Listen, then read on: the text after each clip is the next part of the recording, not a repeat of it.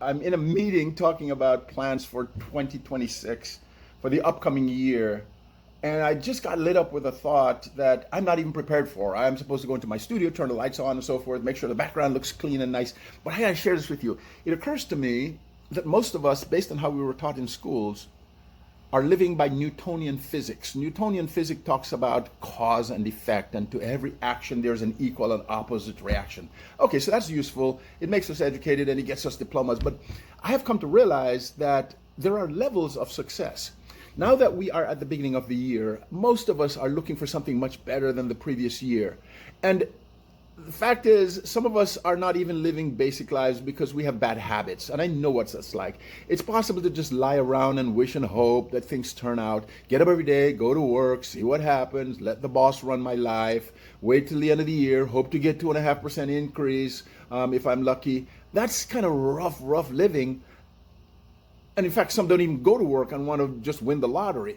So one level is to step up from that and begin to live the Newtonian physics life where we're putting the right causes into effect. The right cause is, look, if I educate myself, if I get training, if I'm dedicated, get out of bed, get down the road, go to work on my business if I'm an entrepreneur, it'll produce some income, okay?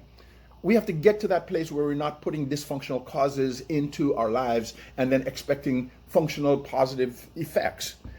So when we get that done, we're pretty good. We're ordinary now. We're not getting drunk and we're not staggering along the road and doing weird things, gambling our money away. But something tells me that most people in January are not looking for that. Most people in January are looking for something explosive, something amazing, something that makes us look back and go, man, the struggle was worth it last year.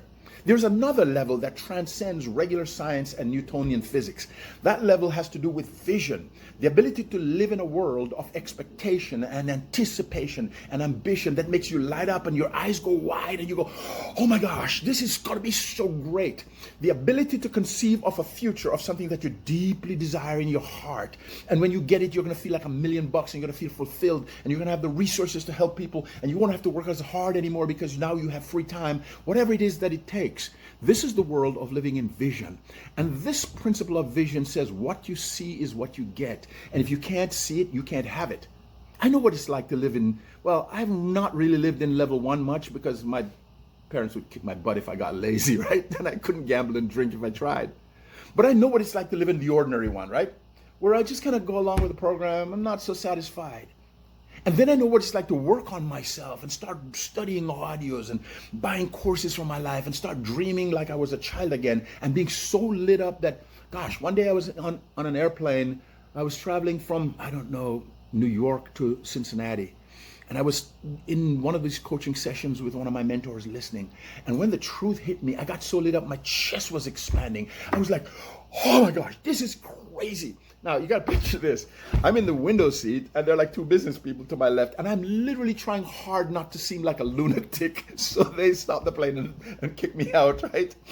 If they stop the plane, they got to kick me out up in the air, I guess, right? But I got so lit up. I was so energized because it became very clear what my vision was for me and the fact that I was capable of achieving that mission. And my heart was pounding. I got off that plane. I went about my business, and I was a completely different person. I don't even think that feeling has gone away. So what I'm saying to you is there's another level here. And the level is after you get to be ordinary and you're doing the right things and you're living the decent life where school taught us to get a job, make a living. There's a world in which your imagination and your thoughts can consume you so much that when you go to bed at night, you can't even sleep. I know what it's like to go to bed at night and go, oh man, I have to sleep. Jeez, okay. And I wake up in the morning, I jump out of bed, I clean myself up and I go again. And I go again. And I fail and I fall. But it almost doesn't matter because on my way down falling, I know that I'm going to get up again. Because why? Because that light in the distance calls me. What I'm talking to you about here today is you thinking about the idea of what you want in life and whether it's average and ordinary and mediocre. And saying to yourself, if I do what I did in the last 5 years, will I get what I want over the next year? I hope the answer is no. and start to work on yourself in such a way where you're learning about your personality, you're clarifying your vision, you're looking at your talents, you're trying to figure out your life purpose until you get to this point where it becomes so clear in your life what you want to be that that desire lights you up. Look, it lights me up so much that I'm spending much of my life right now helping people to get to that point. And there's no greater thrill than to see somebody go from, how you doing? Pretty good, to, oh my gosh, don't even ask. Have you ever felt so good that when somebody asks you how you're doing, you're afraid to tell them because you feel like they may think you're showing off, or they may have problems and it may not kind of jive, and you try to be conservative, but inside you're bubbling?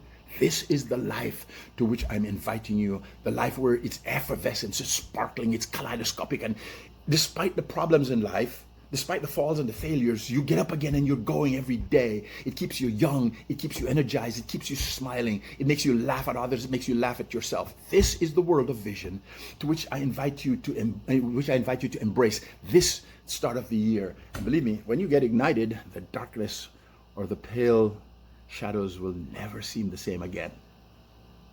I teach this to people out of personal experience, not just study, and I invite you to step up into that space. When you're in that space, this year cannot be anything like it has ever been. It'll be full of light and love and laughter. I think I just had to share that in my garage. Gosh darn it. By the time I put up my lights, the feeling would be gone, and I wanted to share that with you. I hope it makes a difference.